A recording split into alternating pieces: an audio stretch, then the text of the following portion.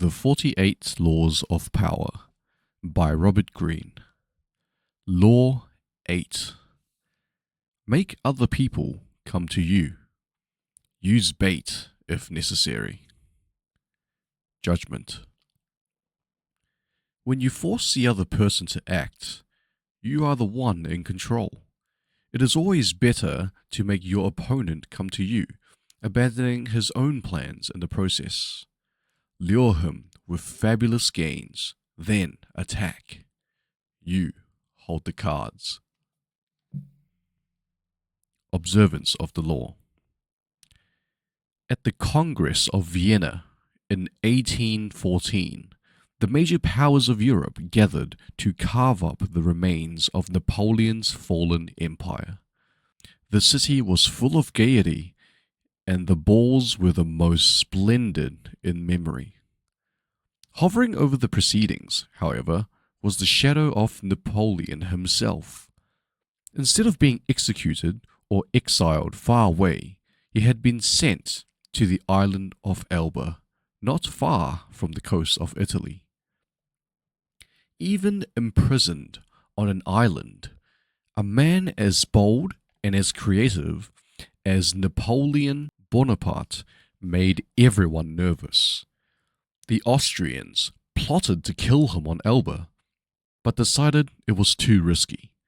Alexander I, Russia's temperamental Tsar, heightened the anxiety by throwing a fit during the Congress when a part of Poland was denied from him.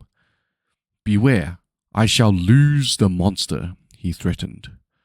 Everyone knew he meant Napoleon. Of all the statesmen gathered in Vienna, only Talleyrand, Napoleon's former foreign minister, seemed calm and unconcerned. It was as if he knew something that the others did not.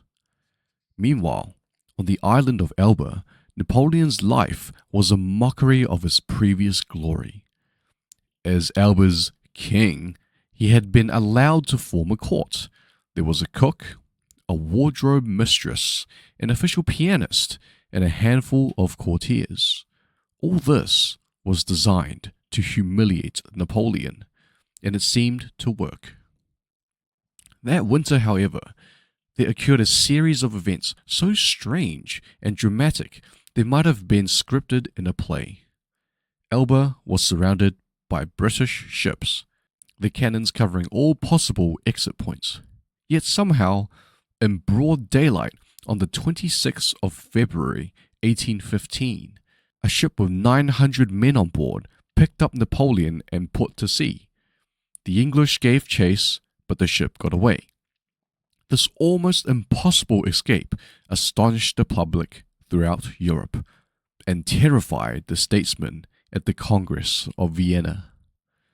Although it would have been safer to leave Europe, Napoleon not only chose to return to France, he raised the odds by marching on Paris with a tiny army in hopes of recapturing the throne. His strategy worked. People of all classes threw themselves at his feet. An army under Marshal Ney sped from Paris to arrest him, but when the soldiers saw their beloved former leader, they changed sides. Napoleon was declared emperor again. Volunteers swelled the ranks of his new army. Delirium swept the country. In Paris, crowds went wild. The king, who had replaced Napoleon, fled the country. For the next 100 days, Napoleon ruled France. Soon, however, the giddiness subsided. France was bankrupt, its resources nearly exhausted, and there was little Napoleon could do about this. At the Battle of Waterloo in June of that year, he was finally defeated for good. This time, his enemies had learned their lesson. They exiled him to the barren island of St. Helena, off the west coast of Africa. There, he had no more hope of escape. Interpretation. Only years later did the facts of Napoleon's dramatic escape from Elba come to light. Before he decided to attempt this bold move, Visitors to his court had told him that he was more popular in France than ever, and that the country would embrace him again. One of those visitors was Austria's General Koller, who convinced Napoleon that if he escaped, the European powers, England included, would welcome him back into power. Napoleon was tipped off that the English would let him go, and indeed his escape occurred in the middle of the afternoon, in full view of English spyglasses. What Napoleon did not know was that there was a man behind it all, pulling the strings, and that this man was his former minister, Talleyrand. And Talleyrand was doing all this not to bring back the glory days, but to crush Napoleon once and for all. Considering the emperor's ambition unsettling to Europe's stability, he had turned against him long ago. When Napoleon was exiled to Elba, Talleyrand had protested. Napoleon should be sent farther away, he argued, or Europe would never have peace. But no one listened. Instead of pushing his opinion, Talleyrand bided his time. Working quietly, he eventually won over Castlereagh and Metternich, the foreign ministers of England and Austria. Together, these men baited Napoleon into escaping. Even Koller's visit to whisper the promise of glory in the exile's ear was part of the plan. Like a master card player, Talleyrand figured everything out in advance. He knew Napoleon would fall into the trap he had set. He also foresaw that Napoleon would lead the country into a war, which, given France's weakened condition, could only last a few months. One diplomat in Vienna, who understood that Talleyrand was behind it all, said, "He has set the house ablaze in order to save it from the plague." Keys to power. How many times has this scenario played itself out in history? An aggressive leader initiates a series of bold moves that begin by bringing him much power. Slowly, however, his power reaches a peak, and soon everything turns against him. His numerous enemies band together. Trying to maintain his power, he exhausts himself going in this direction, and inevitably he collapses. The reason for this pattern is that the aggressive person is rarely in full control. He cannot see more than a couple of moves ahead, cannot see the consequences of this bold move or that one, because he's constantly being forced to react to the moves of his ever-growing host of enemies and to the unforeseen consequences of his own rash actions.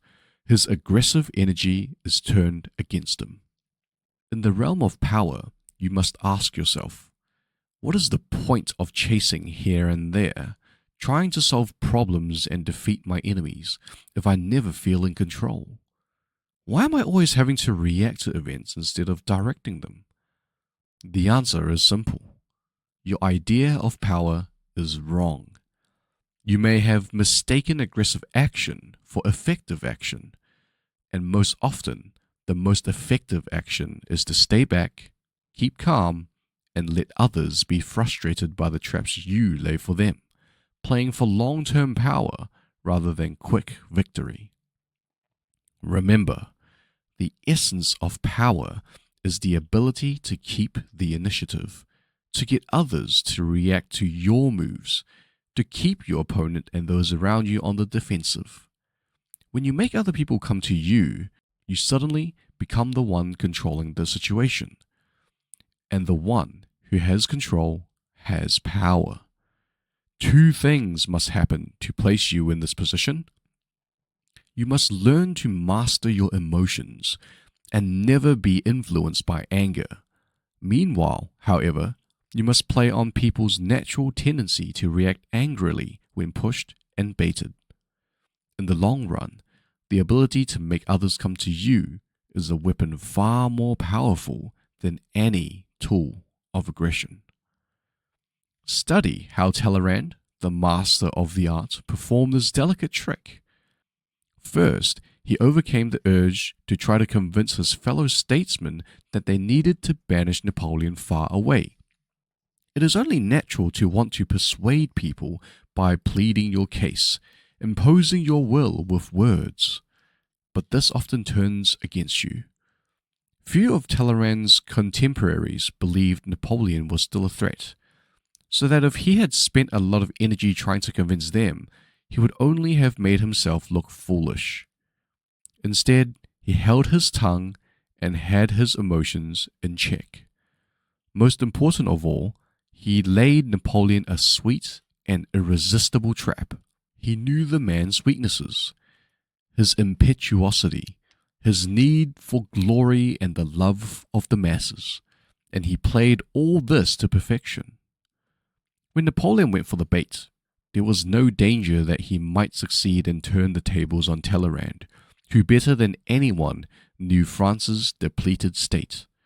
And even had Napoleon been able to overcome these difficulties, the likelihood of his success would have been greater were he able to choose his time and place of action. By setting a proper trap, Talleyrand took the time and place into his own hands. All of us have only so much energy, and there is a moment when our energies are at their peak. When you make the other person come to you, he wears himself out, wasting his energy on the trip. In the year 1905, Russia and Japan were at war. The Japanese had only recently begun to modernize their warships, so that the Russians had a stronger navy. But by spreading false information, the Japanese Marshal Togo Heihachiro baited the Russians into leaving their docks in the Baltic Sea, making them believe they could wipe out the Japanese fleet in one swift attack. The Russian fleet could not reach Japan by the quickest route, through the Strait of Gibraltar and then the Suez Canal into the Indian Ocean, because they were controlled by the British, and Japan was an ally of Great Britain. They had to go around the Cape of Good Hope at the southern tip of Africa, adding over more than 6,000 miles to the voyage. Once the fleet passed the Cape, the Japanese spread another false story. They were sailing to launch a counterattack, so the Russians made the entire journey to Japan on combat alert. By the time they arrived, their seamen were tense, exhausted, and overworked, while the Japanese had been waiting at their ease. Despite the odds and their lack of experience in modern naval warfare, the Japanese crushed the Russians. One added benefit of making the opponent come to you, as the Japanese have discovered with the Russians, is that it forces him to operate in your territory. Being on hostile ground would make him nervous, and often he will rush his actions and make mistakes. For negotiations or meetings, it is always wise to lure others into your territory, or the territory of your choice. You have your bearings, while they see nothing familiar and are subtly placed on the defensive. Manipulation is a dangerous game. Once someone suspects he is being manipulated, it becomes harder and harder to control him. But when you make your opponent come to you, you create the illusion that he is controlling the situation. He does not feel the strings that pull him, just as Napoleon imagined that he himself was the master of his daring escape and return to power. Everything depends on the sweetness of your bait. If your trap is attractive enough, the turbulence of your enemy's emotions and desires will blind them to reality. The greedier they become, the more they can be led around. The great 19th century robber, Baron Daniel Drew, was a master at playing the stock market. When he wanted a particular stock to be bought or sold, driving prices up or down, he rarely resorted to the direct approach. One of his tricks was to hurry through an exclusive club near Wall Street, obviously on his way to the stock exchange, and to pull out his customary red bandana to wipe his perspiring brow. A slip of paper would fall from this bandana that he would pretend not to notice. The club's members were always trying to foresee Drew's moves. and they would pounce on the paper, which invariably seemed to contain an inside tip on a stock. Word would spread, and members would buy or sell the stock in droves, playing perfectly into Drew's hands. If you can get other people to dig their own graves, why sweat yourself? Pickpockets work this to perfection. The key to picking a pocket is knowing which pocket contains the wallet. Experienced pickpockets often ply their trade in train stations and other places where there is a clearly marked sign reading, "Beware of pickpockets." Passers-by seeing the sign invariably feel for their wallet to make sure it is still there. For the watching pickpockets, this is like shooting fish in a barrel. Pickpockets have even been known to place their own "Beware of pickpockets" signs to ensure their success. When you are making people come to you, it is sometimes better to let them know you are forcing their hand. You give up deception for overt manipulation. The psychological ramifications are profound. The person who makes others come to him appears powerful and demands respect. Filippo Brunelleschi, the great Renaissance artist and architect, was a great practitioner of the art of making others come to him as a sign of his power. On one occasion, he had been engaged to repair the dome of the Santa Maria del Fiore Cathedral in Florence. The commission was important and prestigious. But when the city officials hired a second man, Lorenzo Qwerty, to work with Brunelleschi, the great artist brooded in secret. He knew that Qwerty had gotten the job through his connections, and that he would do none of the work and get half the credit. At a critical moment of the construction then, Brunelleschi suddenly developed a mysterious illness. He had to stop work, but pointed out to the city officials that they had hired Qwerty, who should have been able to continue the work on his own. Soon it became clear that Qwerty was useless, and the officials came begging to Brunelleschi. He ignored them, insisting that Qwerty should finish the project, until they finally realized the problem. They fired Qwerty. By some miracle, Brunelleschi recovered within days. He did not have to throw a tantrum or make a fool of himself. He simply practiced the art of making others come to you.